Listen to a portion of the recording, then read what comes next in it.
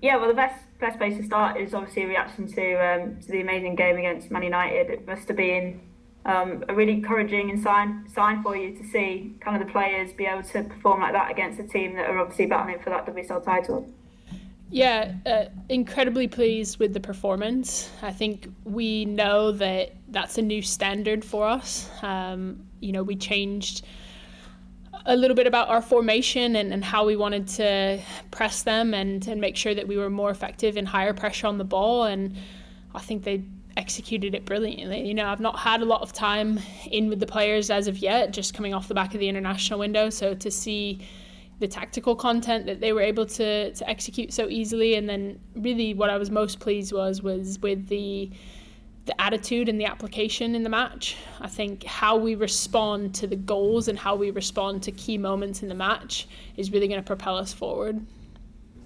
Yeah, do you think it's sort of given you foundations now to kind of build upon as you obviously fight relegation at the end of the WSL season? Yeah, of course. I think the biggest priority for us is making a good account of ourselves in the next handful or plus of league matches. So I think that was a brilliant starting point.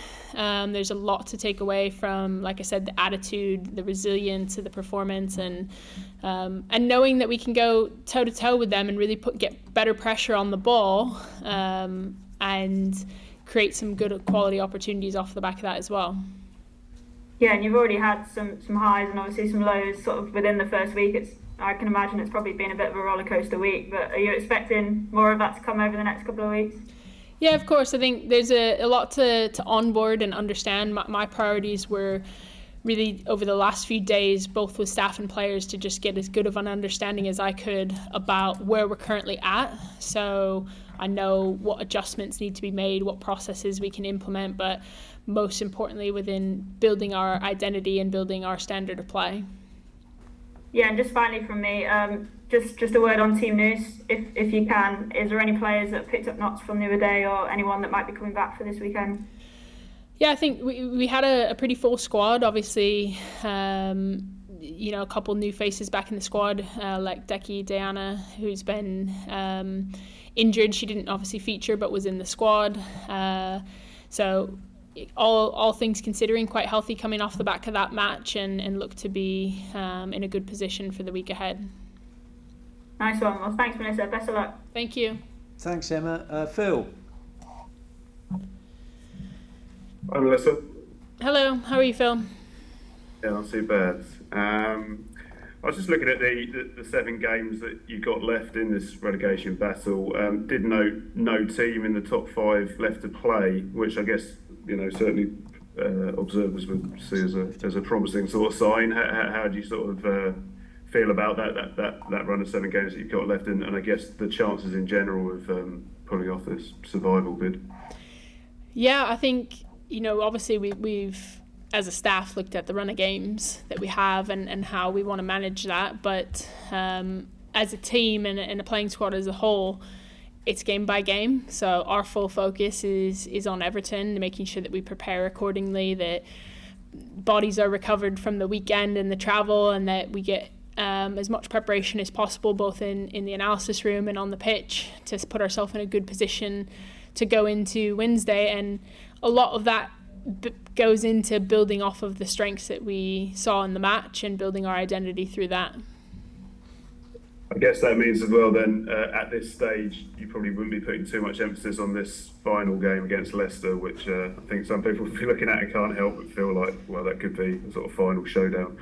Yeah, I think it's probably too far in the future to be thinking. I'm sure there's a few who know me quite well, smiling on the Zoom call, as I would tell you it's game by game. And our first and next most important test is going to be Everton. And it's a process of growth and it's a process of building for us from here out, because I think, like I said, it's not just about staying in the league. We want to make sure we start to put a stamp on who we are as Brighton women's football in this league, and it's not been easy to build that identity amongst transition throughout the year. So I think we're going to just remain focused on our own performance and who we're trying to become. You said a bit about sort of trying to get a grip on where we're at and sort of what we are right now. What do you make of the sort of goals conceded sort of tally, and how much of an issue do you regard that as? Yeah, that's something that we are certainly aware of and that we've spoken about.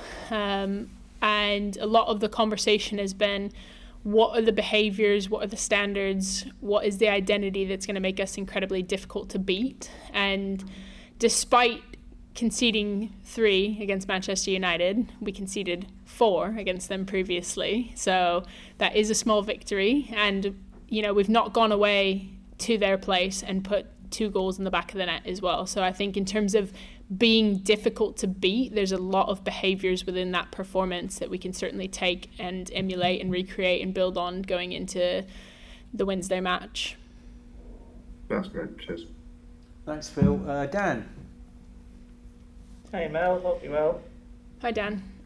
Thank you. I just wanted to ask about the balance of the team on Saturday, because I know obviously from London City you're kind of really strong defensively, but you have that attacking identity as well, and it felt kind of like you got the balance spot on really. So how did you feel, looking at the team from your point of view? Yeah, I think first and foremost we want to be an incredibly organised team that has good role clarity, and we're very difficult to break down. And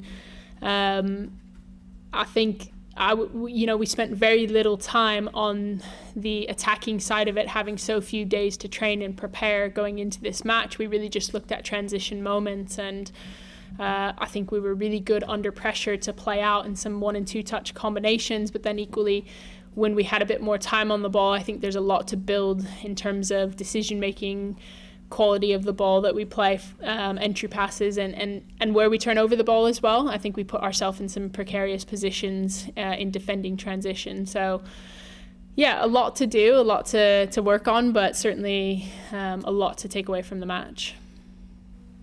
One player who impressed me was Lee Gunn-Min in the way that she kind of led the line. She's probably a player who's obviously brought the physicality to Brighton and done that really well, but she's maybe not got the goals that her performances have deserved in the past. So, do you see a kind of an out-and-out goal scorer in there? Yeah, I think what she provides to the team is really box to box. I think in between the 18s, she's been brilliant, and she covers so much ground and really helps link play, especially carrying the ball up the field herself. So I'm sure we've only scratched the surface. I know she's been a mainstay in this team for a long time now, but I think there's a lot more to come from her still yet. And just finally, I just want your thoughts on Everton. Obviously a team who they're unbeaten in a couple of games now, but maybe not playing as fluently as they were before Christmas. Yeah, look, they're a strong side. We've obviously looked at them over the last couple of days and in preparation for Wednesday. So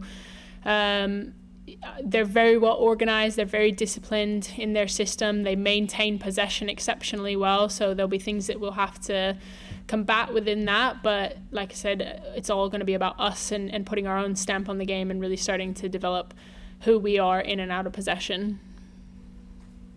That's great, best of luck, cheers. Thank you. Thanks, Dan. Brian. Thanks, Bruce. Hi, Melissa. You said that you could learn from that cup game. I'm just wondering, how many times have you watched it now, apart from live? And did you learn and see things that you didn't know previously? Yeah, of course. I've watched it multiple times, and we've obviously done some reflection and review on it today with the team, and I think you're going to learn something new every time you watch it from a different angle or a different vantage point, or even in conversation with the players and their feel for certain moments that we need to manage, and how we go about doing that. So like I said at the beginning, right now it's a learning process for me to onboard everything I can to understand the people that I have in the room to really get the best out of them. So that's an everyday process, and it's a group that's really looking forward to that change and having a bit more structure around what we do. Do you think there are players there who, for whatever reason, haven't shown how good they can be, maybe think they haven't shown how good they can be this season, and now have this certain amount of games to prove that, to show that sort of motivation?